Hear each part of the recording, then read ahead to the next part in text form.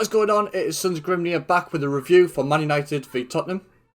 Or Tottenham v Man United. Anyway, Tottenham were at home. It was an away day. I'm all hot and bothered. I do apologise because I'm literally recording this directly after the match.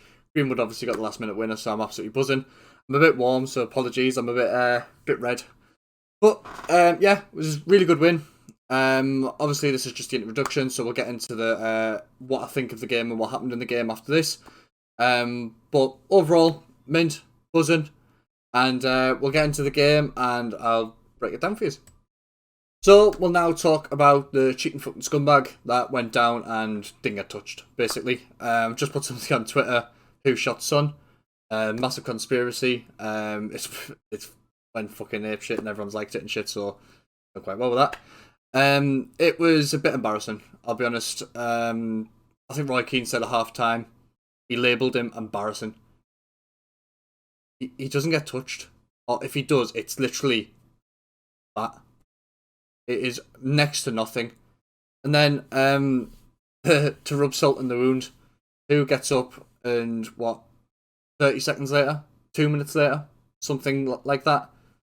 The ball gets played into Lucas Moura. Instead of burying it into the far corner, he finds Son with a square pass with a sweaty goal, like it was on FIFA.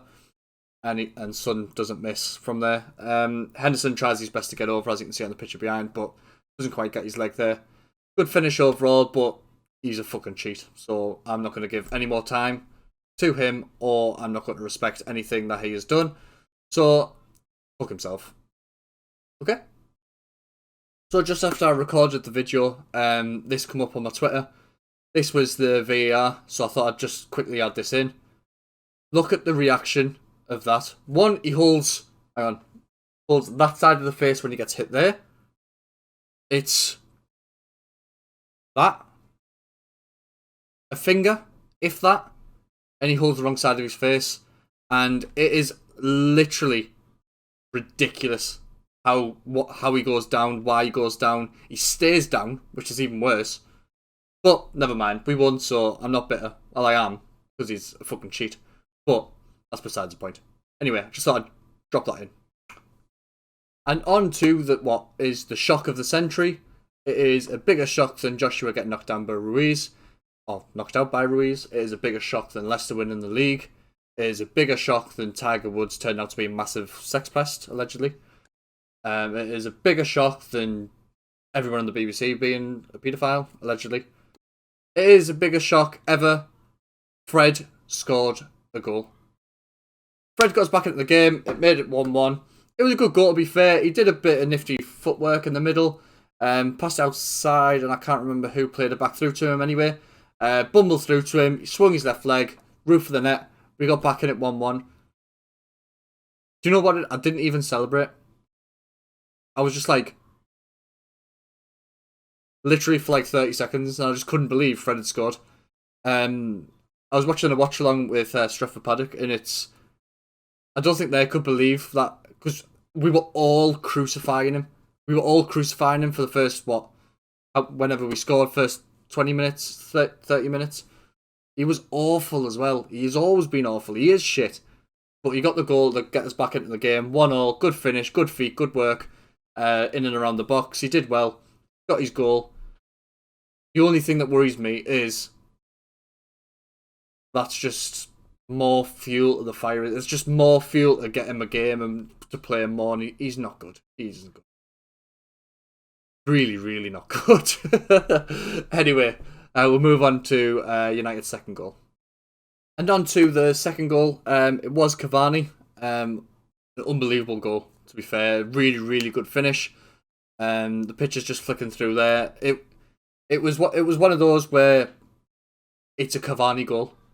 It's one of those where if the ball comes across and some Martial maybe just tries to reach for it and it goes past, and you go, Cavani would have scored that. But Cavani was on the pitch. Cavani did get there. Cavani did score. Made it 2-1. And I thought we were reasonably comfortable when Cavani got that goal. I thought we were the better team. We started to keep the ball a lot more. Paul Pogba was absolutely outstanding, which I'll get onto in a minute. The whole point of Paul Pogba being fit and wanting Man United fans wanting him to sign a contract and to stay at the club is for games like this. Every game he has, he makes a difference to Man United and he makes us 10 times better.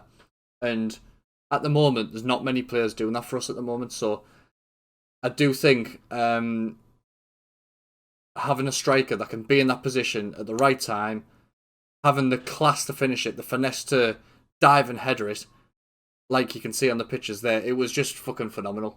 Not gonna lie. I love Edinson Cavani. I've followed his career at Napoli, PSG, etc., etc.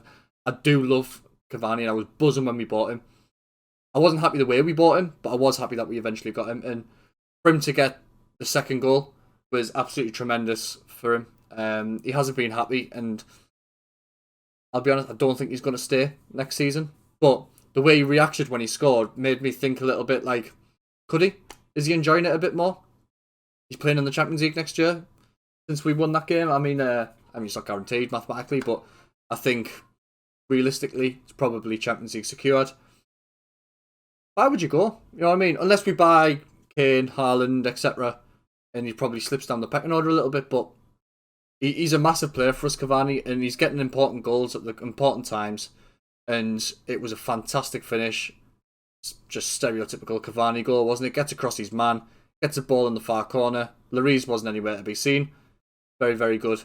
Overall, Cavani's movement, I think his whole demeanour, he's shithousery, if that's a word, where he's fucking starting on the defender, he's throwing defenders over when they're getting the body in the way, he's having a go at them, he's going over and shouting them while on the floor. That is what we need. Every team needs a shithouse. It was McTominay for us, but having Cavani, who's got a bit more rasp about him, that South American flair, as we call it, it does bring something to our game, and it makes us more, I think it makes everyone else fight, and I think it makes everyone else get up for the game. I really, really, really love Cavani. Well done, mate. Made it 2-1. The huge special mention in this video, I think, goes to Paul Pogba. He was world class today. He stood out. He was strong. He was powerful. He was our flair. He played out of position today, and I think he does well out there. You know, I think he does really well out there. It pushed Rashford out of position, which I wasn't too pleased about. But every time Pogba plays there, we play really, really well. And I'm not entirely sure why. But I think, as you can see in the background picture there, there is rumours of him going back to Juventus and not signing a contract. As you can see in the badge there. But I'm not sure. I think he might sign a contract. I really, really hope he signs a contract. 'Cause I think if one more world-class midfielder goes into our midfield with Pogba and Bruno, I think it will be some force. And I think it only takes a defensive midfielder like Rice. I'm not a massive fan of Rice, but a player like him to come in and our midfielder be up there with City's, you know, like Paul Pogba does everything you want him to. When he's switched on and when he's got his mojo, he's fucking amazing to watch. His touch, his flair, his finesse. He was my man the match. I'll put it out. He was my man the match by a million miles. He just didn't quite get his goal. And I think overall, if you're looking at winning a title, you need Paul Pogba in your team. And you need a Paul Pogba that's hungry and wanting to win trophies. If he does that, if you have the passion, if he had Bruno's passion, he would be up there with top 3, 4 in the world. He is unbelievable. He was amazing today. He had a major impact on the game. And he created everything that Man United did today. So overall, Paul Pogba, I just wanted to give him a quick shout out. He was absolutely outstanding. Well done, Pogba. And to the last point of the day, we are looking at obviously Mason Greenwood's goal. It was in the last minute, killed the game off. I think it was the last kick of the game, actually, to be fair. But what we get from Greenwood is everything that you need. Pretty much, that's the top and bottom of it. He's quick, powerful, he's good in the air, he's left foot, he's right foot, he's tricky, he's good link-up play, he can play out wide, he can play all across the front three. He's a Man United homegrown lad. It's just everything that you need from a striker. He's got at the minute. He's on really good form. He's putting Martial to shame, really. Getting his goals back. He's going into form at the right time towards the end of the season.